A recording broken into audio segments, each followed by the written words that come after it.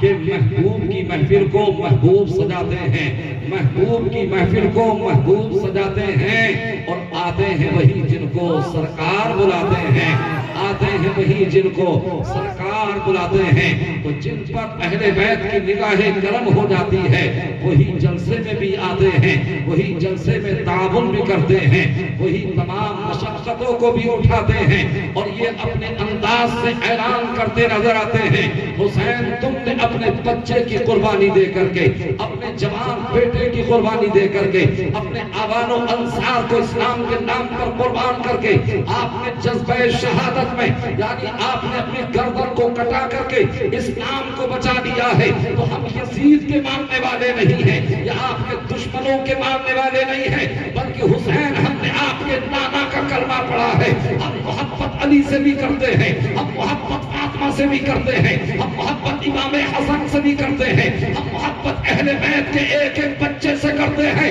اگر آپ نے تو جان دی ہے، لیکن اگر ہماری جان کی ضرورت پڑے گی ہم اپنی جان دینے کے لیے تیار ہیں، اگر مال کی ضرورت پڑے گی ہم اپنا مال دینے کے لیے تیار ہیں، اور آ کر کے یہ بتا دیا کہ جو جان مانگو تو جان دیں گے، جو مال مانگو تو مال دیں گے، مگر یہ ہم سے کبھی نہ ہوگا کہ نبی کا جاہو جلال دیں گے۔ تو حضرات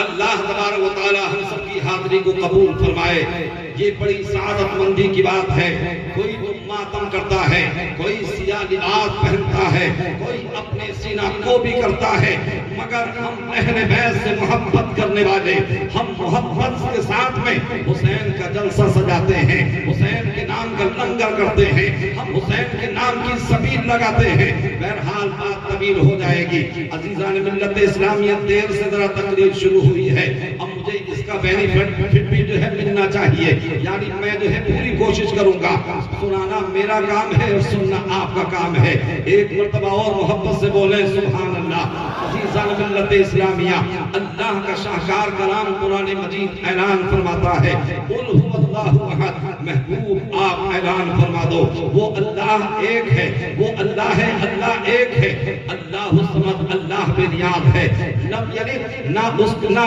اس کی کوئی اولاد، ولم یولد اور نہ وہ کسی سے پیدا ہوا، ولم یکن لہ کفوا احد اور نہ اس کے جوڑ کا کوئی ہے۔ تو قرآن کی آیت اعلان کر رہی ہے، سورہ اخلاص اللہ کی وحدانیت کا خطبہ پڑھ رہی ہے، رب کی توحید کا اعلان کر رہی ہے کہ اللہ ایک ہے، اللہ ایک ہے، ایک کے سوا کوئی معبود نہیں ہے۔ اب اگر کوئی پتھر کی پوجا کرے، اب اگر کوئی درخت کی پوجا کرے، اگر کوئی جمنا یا گنگا ندی کی پوجا کرے تو وہ باطل پرست ہیں، کفر پر ہیں اور وہ شرک کر رہے ہیں۔ اگر پوجنے کے لائق کوئی ذات ہے تو وہ پروردگار کی ذات ہے۔ ہم اپنے اللہ کو ایک مانتے ہیں، اسی لیے ہم اس کی عبادت بھی کرتے ہیں، ہم اس کی بارگاہ میں سر بھی جھکاتے ہیں، ہم اس کی تسبیح و تحلیل بھی کرتے ہیں۔ یہی مصطفیٰ جان رحمت کا پیغام ہے، یہی شہدائے کربلا کا پیغام ہے۔ عزیزان ملت اسلامیہ، تو آپ اس محفل میں آئے ہو، بڑے سعادت مند ہو، آپ نے بڑا اچھا کام کیا ہے۔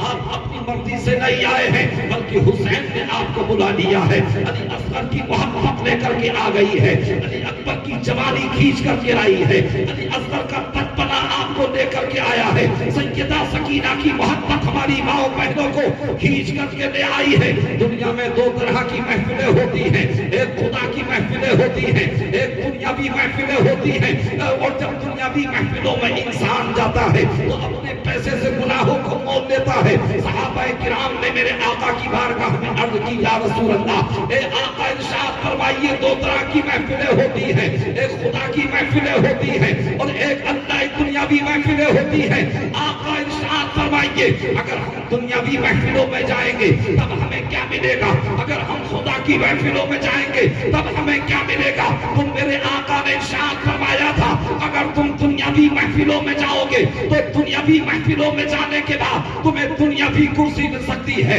تمہیں دنیاوی شان و شوکت مل سکتی ہے، تمہیں دنیاوی عزت و وجاہت مل سکتی ہے، تمہیں دنیاوی مقام و منصب مل سکتا ہے۔ میرے آقا نے ارشاد فرمایا، اے میرے صحابہ اگر تم دنیاوی محفلوں میں جاؤ گے تو تمہیں دنیاوی انعام ملے گا، لیکن اگر تم خدا کی محفلوں میں جاؤ گے تو کل میدان محشر میں میری شفاعت ملے گی اور میری شفاعت سے تم جنت میں جاؤ گے۔ نعرہ تکبیر، نعرہ رسالت، ذکر شہید اعظم، نعرہ تکبیر، سبحان اللہ۔ تو اللہ تبارک و تعالیٰ کا فضل ہوا ہم پر اور آپ پر اہل بیت کی نگاہ محبت ہوئی، اپنی محفل میں انہوں نے بلا لیا ہے۔ تو اللہ ایک ہے، اللہ کے سوا کوئی خدا نہیں ہے، اللہ کے سوا کوئی اور معبود نہیں ہے۔ اور ہم اہل ایمان کے ماننے کا انداز اور طریقہ تو یہ ہے کہ ہم نے ایک کہنے والے کا کہا مان لیا ہے، ہم نے ایک کہنے والے کا کہا مان لیا ہے اور بن دیکھے ہم نے اسے خدا مان لیا ہے، بن دیکھے ہم نے اسے خدا مان لیا ہے۔ جب زمین نہیں تھی، آسمان نہیں تھا، پروردگار اس وقت تھا، ہمیشہ سے ہے اور ہمیشہ رہے گا، اسے فنا نہیں ہے۔ عزیزان ملت اسلامیہ، ابھی بذات باری تعالیٰ ہے، نہ زمین ہے نہ آسمان ہے، نہ مکی ہے نہ لامکا ہے، یعنی کائنات کا ایک ذرہ بھی نہیں ہے۔ اللہ تبارک و تعالیٰ نے یعنی جب کائنات کی تخلیق کر فرمانا چاہیے اور پروردگار عالم نے جب کونین کی تخلیق فرمائی تو اپنے حبیب مکرم، اپنے نائب مطلق کو اس دنیا میں بھیجا۔ آقا کریم صلی اللہ علیہ وسلم اس دنیا میں تشریف لائے تو وہ آنے والا خاکی نہیں تھا، وہ آنے والا آبی نہیں تھا، وہ آنے والا آتشی نہیں تھا، وہ آنے والا ہوائی نہیں تھا، بلکہ وہ آنے والا سراپا نور ہی نور تھا۔ اللہ نے زمین سے پہلے، آسمان سے پہلے، چاند کی چاندی سے پہلے، سورج کی روشنی سے پہلے، ستاروں کی انجمن سے پہلے، کہکشاں کے جمال سے پہلے اور پھولوں کی چٹک سے پہلے، گنجوں کی چٹک سے پہلے، کلیوں کی مہک سے پہلے اور یعنی گلوں کے تبسم سے پہلے، اللہ تبارک و تعالیٰ نے پوری کائنات سے پہلے، شمس و قمر سے پہلے، شجر و حجر سے پہلے، لال و گوہر سے پہلے، جنت کی بہاروں سے پہلے، حوران جنت سے پہلے، غلمان خلد سے پہلے، عرش و کرسی سے پہلے، مکہ اور لامکہ سے پہلے اللہ نے اپنے حبیب کے نور کو پیدا فرمایا۔ اب سوال یہ پیدا ہوتا ہے کہ پروردگار عالم نے اپنے حبیب کے نور کو کیوں پیدا فرمایا؟ تو آپ جانتے ہیں کہ جو جمیل ہوتا ہے، جو حسین ہوتا ہے، اس کے حسن کا تقاضا ہوتا ہے کہ اسے کوئی دیکھے۔ یہی وجہ ہے اللہ نے عورتوں کے لیے قانون نافذ فرمایا اور ارشاد فرمایا وَقَرْنَ فِي بُيُوتِكُنَّ، اور اپنے گھروں میں ٹھہری رہو، وَلَا تَبَرَّجْنَ،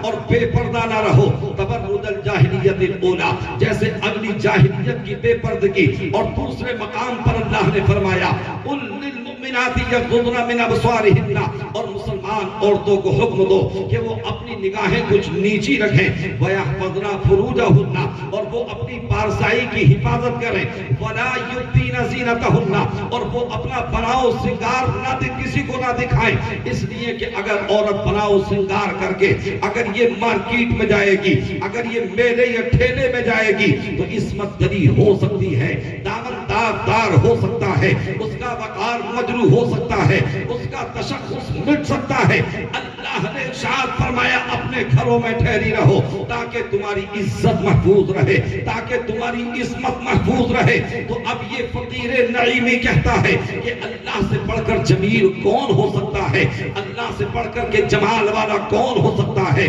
اللہ جمیل و یحب الجمال، اللہ جمیل ہے اور جمال کو پسند فرماتا ہے۔ بہت توجہ سے سنیے گا میری گفتگو کو اور اپنے دل کے اور دماغ کے نہا خانے میں جگہ دیجئے گا۔ تو اللہ کے جمال اور حسن کا تقاضا ہوا کہ اسے کوئی دیکھنے والا پیدا کیا جائے تاکہ نور مصطفیٰ دیکھے اور جمال خدا دیکھا جائے۔ تو اللہ تبارک و تعالیٰ نے سب سے پہلے اپنے حبیب کے نور کو پیدا فرمایا۔ حضرت جابر نے نبی کی بارگاہ میں عرض کی یا رسول اللہ، آقا ارشاد فرمائیے اللہ نے سب سے پہلے کن چیز کو پیدا فرمایا؟ تو سرکار فرماتے ہیں یا جابر ان اللہ خلق نور نبی کا قبل الاشیاء، اے جابر اللہ نے سب سے پہلے تیرے نبی کے نور کو پیدا فرمایا۔ تو پتا چلا اللہ تبارک و تعالیٰ نے زمین سے پہلے، آسمان سے پہلے، چاند و سورج سے پہلے، کائنات کے ذرے ذرے سے پہلے اپنے حبیب کے نور کو پیدا فرمایا۔ جب کائنات سے پہلے اپنے حبیب کے نور کو پیدا فرمایا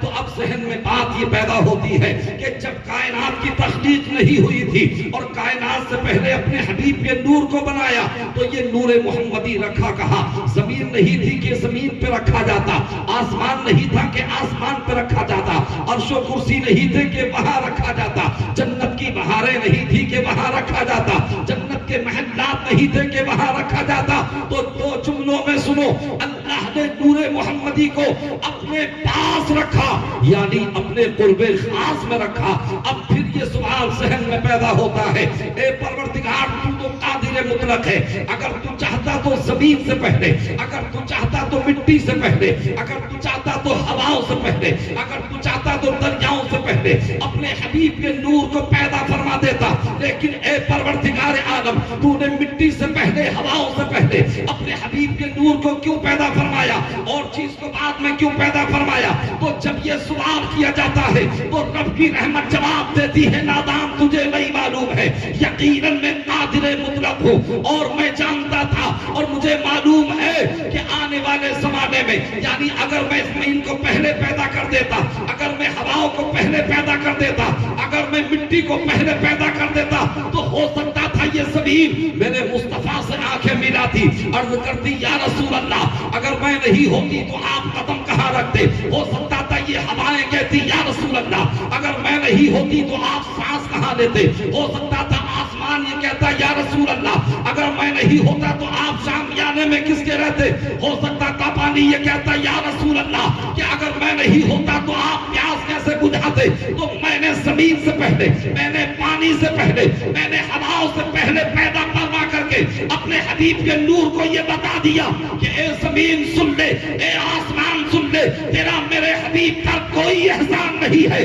بلکہ اے زمین اگر تجھے پیدا کیا ہے تو اپنے حبیب کے صدقے میں پیدا کیا ہے، اے آسمان اگر تجھے پیدا کیا ہے تو اپنے حبیب کے صدقے میں پیدا کیا ہے، اے ہواؤں اگر تمہیں پیدا کیا ہے تو اپنے حبیب کے صدقے میں پیدا کیا ہے۔ یعنی رب کی مشیت کو یہ منظور تھا کہ میرے محبوب پر کسی کا احسان نہ رہے بلکہ پوری کائنات پر میرے حبیب کا احسان رہے اور محبت تمام یہ کہہ کر کے گزر جائے کہ محمد نبودے کس نبودے، نبودے ہر دو عالم را وجودے، محمد نہ ہوتے تو کچھ بھی نہ ہوتا، وہ جو نہ تھے تو کچھ نہ تھا، وہ جو نہ ہو تو کچھ نہ ہو، جان ہے وہ جہان کی، جان ہے تو جہان ہے۔ نعرہ تکبیر، نعرہ رسالت، نعرہ حیدری، ذکر مصطفیٰ، شان مصطفیٰ، نعرہ تکبیر، نعرہ رسالت۔ حضرات اللہ تبارک و تعالیٰ نے لفظ کن سے کونین کی تخلیق فرمائی، حضرت آدم علیہ السلام کا پتلا جنت میں تیار کیا، جبکہ اللہ نے اعلان فرما دیا تھا وَإِذْ قَالَ رَبُّكَ لِلْمَلَائِكَةِ إِنِّي جَاعِلٌ فِي الْأَرْضِ خَلِيفَةً، اور یاد کرو جب تمہارے رب نے فرشتوں سے فرمایا کہ میں زمین پہ اپنا نائب بنانے والا ہوں، یعنی نائب تو زمین کا بنائے جانا والا ہے اور لیکن تخلیق جنت میں کی جا رہی ہے، یعنی یہ میسج اور پیغام دیا جا رہا ہے کہ ہر ابن آدم کا اصل ٹھکانہ دنیا نہیں بلکہ جنت ہے۔ عزیزان ملت اسلامیہ، اب حضرت آدم علیہ السلام کا پتلا تیار ہوتا ہے، روح انور ڈال دی جاتی ہے، آپ کی پیشانی میں نور محمدی رکھ دیا جاتا ہے۔ اب حضرت آدم علیہ السلام کے تعلق سے اللہ نے فرمایا اسجدوا لآدم کہ تم آدم کو سجدہ کرو، تو فسجدوا الا ابلیس، یعنی سب کے سب سجدے میں چلے جاتے ہیں سوائے ابلیس کے۔ اللہ نے فرمایا کہ اے ابلیس جب سب سجدے میں چلے گئے تو تو نے سجدہ کیوں نہیں کیا؟ حضرات گرامی تو شیطان نے کہا تھا، ابلیس نے کہا قال انا خیر منہ خلقتنی من نار وخلقتہ من طین، کہ میں ان سے بہتر ہوں۔ پتا چلا جہاں میں آتی ہے، جہاں انا آتی ہے، جہاں تکبر آتا ہے، جہاں غرور آتا ہے تو سمجھ لو بربادی اور تباہی کا پہلا زینہ شروع ہوتا ہے۔ اللہ اللہ نے فرمایا قال فخرج منها فإنك رجيم، یعنی تم میری جنت سے نکل جا، تو مردود ہو چکا ہے، اور صبح قیامت تک کے لیے اور ہمیشہ ہمیشہ کے لیے اس کے گلے میں لعنت کا طوق ڈال دیا گیا۔ آخرکار سنت پیغمبرانہ کے سبب سے حضرت آدم علیہ السلام دنیا میں تشریف لاتے ہیں۔ مفسرین کرام فرماتے ہیں کہ وہ سجدہ جو فرشتوں سے کرایا گیا تھا وہ حضرت آدم کو نہیں تھا، بلکہ نور محمدی جو آدم کی پیشانی میں چمک رہا تھا، اصل میں سجدہ تو نور محمدی کو کرایا گیا تھا۔ حضرت آدم مسجد ملائکہ بنا دیے گئے۔ اب حضرت آدم علیہ السلام دنیا میں تشریف لاتے ہیں، وہ نور محمدی حضرت حوا کے صدف رحم میں جاتا ہے اور منتقل ہوتا ہوا پاک اسباب سے پاک ارحام کی طرف منتقل ہوتا ہوا حضرت عبد المطلب کے پیشانی میں آتا ہے۔ عزیزان ملت اسلامیہ، اب یہ نور محمدی کا کمال ہے۔ دیکھو، جب تک حضرت آدم علیہ السلام نے مصطفیٰ جان رحمت کا وسیلہ نہیں دیا ہے، آپ کی توبہ کو قبول نہیں کیا گیا ہے۔ یہی نور محمدی کا کمال ہے کہ حضرت اسماعیل ذبح ہونے والے تھے، مگر جنت سے دمبا منوا کر کے انہیں بچا لیا ہے۔ یہ نور محمدی کا کمال ہے کہ حضرت ابراہیم کی پیشانی میں رہا ہے تو آپ پر نار نمرود کو گلزار کر دیا گیا ہے۔ اب یہ نور محمدی حضرت عبد المطلب کی پیشانی میں آیا تو اب مکے کے اندر آپ کی عزت بڑھتی چلی جا رہی ہے۔ آپ کعبے کے متولی بن چکے ہیں، آپ راستوں سے گزرتے ہیں تو وہ راستے مہکتے چلے جاتے ہیں، آپ جن گلیوں سے گزرتے ہیں وہ گلیاں مہکتی چلی جاتی ہیں۔ پھر یہ نور محمدی حضرت عبد المطلب سے منتقل ہو کر کے حضرت عبداللہ کی پیشانی میں جلوہ گر ہوتا ہے۔ اللہ اللہ، یہ نور محمدی کا کمال ہے کہ یہ جہاں جہاں رہا ہے انہیں اپنی برکتیں لٹاتا رہا ہے۔ یہ نور محمدی کی برکتیں ہیں کہ یہ جہاں جہاں رہا ہے۔ عزیزان ملت اسلامیہ، یہ نور محمدی کی برکتیں ہیں کہ یہ جہاں جہاں رہا ہے یہ عظمتوں کو بڑھاتا رہا ہے۔ یہ نور محمدی کی فضیلتیں ہیں کہ یہ جہاں جہاں رہا ہے انہیں چمکاتا رہا ہے۔ چند جملوں میں سن لو، یہاں تک کہ اگر حضرت آدم چمکے ہیں تو اسی نور سے چمکے ہیں، حضرت شیش چمکے ہیں تو اسی نور سے چمکے ہیں، حضرت داؤد چمکے ہیں تو اسی نور سے چمکے ہیں، حضرت سلیمان چمکے ہیں تو اسی نور سے چمکے ہیں، حضرت یوسف چمکے ہیں تو اسی نور سے چمکے ہیں، حضرت ابراہیم چمکے ہیں تو اسی نور سے چمکے ہیں، حضرت اسماعیل چمکے ہیں تو اسی نور سے چمکے ہیں، حضرت موسیٰ چمکے ہیں تو اسی نور سے چمکے ہیں، حضرت عیسیٰ چمکے ہیں تو اسی نور سے چمکے ہیں، اجی حضرت جبریل چمکے ہیں تو اسی نور سے چمکے ہیں، حضرت میکائیل چمکے ہیں تو اسی نور سے چمکے ہیں، حضرت اسرافیل چمکے ہیں تو اسی نور سے چمکے ہیں، حضرت اسرائیل چمکے ہیں تو اسی نور سے چمکے ہیں، اجی صدیق اکبر چمکے ہیں تو اسی نور سے چمکے ہیں، فاروق اعظم چمکے ہیں تو اسی نور سے چمکے ہیں، عثمان غنی چمکے ہیں تو اسی نور سے چمکے ہیں، علی کے مرتضیٰ چمکے ہیں تو اسی نور سے چمکے ہیں، حسن مصطفیٰ چمکے ہیں تو اسی نور سے چمکے ہیں، امام حسین چمکے ہیں تو اسی نور سے چمکے ہیں، امام زین العابدین چمکے ہیں تو اسی نور سے چمکے ہیں، امام باقر چمکے ہیں تو اسی نور سے چمکے ہیں، امام جعفر چمکے ہیں تو اسی نور سے چمکے ہیں، غوث اعظم چمکے ہیں تو اسی نور سے چمکے ہیں، غریب نواز چمکے ہیں تو اسی نور سے چمکے ہیں، صابر پاک چمکے ہیں تو اسی نور سے چمکے ہیں، محبوب الہی چمکے ہیں تو اسی نور سے چمکے ہیں،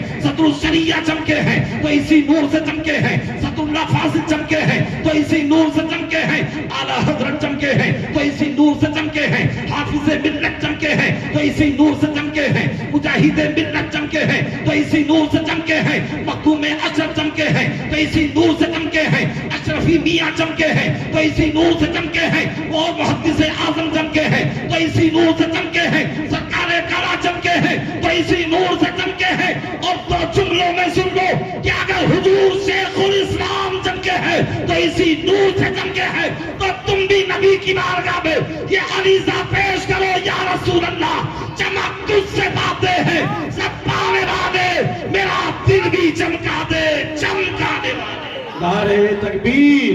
نعرہ رسالت، نعرہ حیدری، ذکر اہل بیت، خاندان اہل بیت، ذکر شہید اعظم، شبیر اعظم علامہ مفتی ذاکر حسین نعیمی۔ نعرہ تکبیر، نعرہ رسالت۔ تو حضرات حضرات لوگ کل بھی نور محمدی سے چمک رہے تھے اور آج بھی چمک رہے ہیں اور صبح قیامت تک چمکتے رہیں گے. الغرض اب یہ نور محمدی حضرت عبداللہ کی پیشانی میں آیا.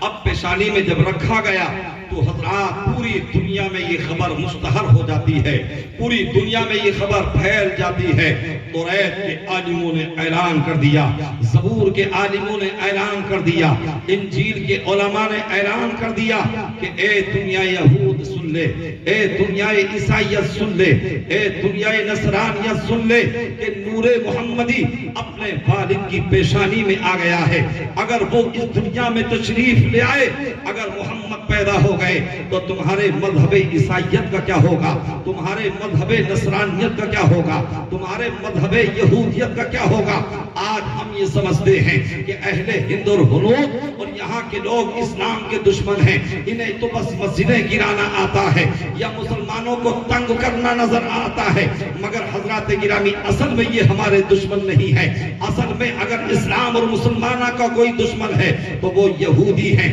جو کل بھی اسلام کو مٹانا چاہتے تھے, آج بھی اسلام کو مٹانے کی ناپاک کوششیں کر رہے ہیں. آج فلسطین کو تباہ و برباد کر دیا گیا, آج وہاں کی عورتوں کے سہاگ کو اجاڑ دیا گیا ہے, آج ان کے بچوں کو لے لیا گیا ہے, ان کی گودوں کو اجاڑ دیا گیا ہے. جانتے ہو یہ کون ہیں؟ یہ یہودی ہیں. یہ وہی یہودی ہیں جو کل اسلام کو مٹانا چاہتے تھے, جنہوں نے اسلام کو مٹانے کے ناپاک منصوبے بنائے تھے. مگر یہ میرا دعویٰ ہے, نہ اسلام کل مٹا تھا, نہ اسلام آج مٹا ہے, نہ صبح قیامت تک مٹ سکتا ہے. اللہ اللہ, یہ فیضان کربلا ہے فلسطین کے مسلمانوں پر کہ ان کی نگاہوں کے سامنے ان کے شوہروں کو شہید کیا جا رہا ہے, ان کے بیٹوں کو شہید کیا جا رہا ہے, ان کے پانجر بھتیجوں کو شہید کیا جا رہا ہے. مگر ہزار سلام ہو فلسطین کی ان اسلامی ماں اور بہنوں پر اور ان اسلامی بھائیوں پر کہ انہوں نے اپنے بچوں کی قربانی دے کر کے,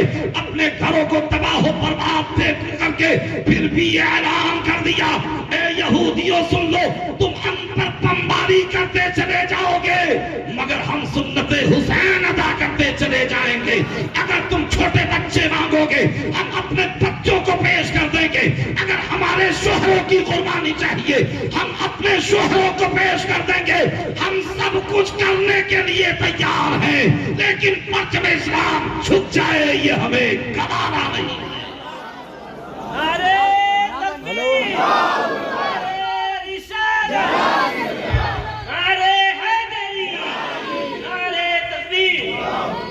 رسید بعد میں کاٹ لیے, سب یہیں کے لوگ ہیں, نہ تو کوئی عمریہ کے ہیں نہ کوئی شہڈول کے ہیں. ہو سکتا ہے کل سے اپن سے دوسری جگہ کے لوگوں کی آمد ہو جائے تو پورا دن ملے گا بھی تو 9 دن ہے, چندہ کر سکتے ہیں. اللہ خوب چندہ جو ہے چندے کی توفیق عطا فرمائے. محبت سے بولیں سبحان اللہ. اب جیسے ہی نور محمدی سرکار کے والد حضرت عبداللہ کی پیشانی میں آیا تو پوری دنیا یہودیت میں ہلچل مچ گئی, پوری دنیا عیسائیت میں ہلچل مچ گئی, پوری دنیا نصرانیت میں ہلچل مچ گئی کہ اب کیا ہوگا. اگر محمد پیدا ہو گئے تو پھر ہمارے ادیان کا کیا ہوگا, ہمارے ادیان کو باطل قرار دے دیا جائے گا, ہمارے ادیان کو منسوخ کر دیا جائے گا. عزیزان ملت اسلامیہ, 70 یہودی زہر میں بجھوئی تلوار لے کر کے نکلتے ہیں, یہ عزم و ارادہ لے کر کے نکلتے ہیں کہ ہم محمد کے باپ حضرت عبداللہ کو قتل کر دیں گے. جب عبداللہ دنیا میں نہ رہیں گے تو پھر محمد دنیا میں کیسے تشریف لائیں گے, نہ رہے گا باس نہ بجے گی بانسری. اب وہ اس طریقے سے سفر کرتے ہیں, یعنی دن میں تو جھک جاتے ہیں اور رات کو وہ سفر کرتے ہیں. آخر یہ لمبا اور طویل سفر کرتے کرتے جب یہ مکے کی سرزمین پر آتے ہیں اور آنے کے بعد لوگوں سے کہا تھا, لوگوں ذرا یہ بتاؤ کہ عبداللہ کون ہے.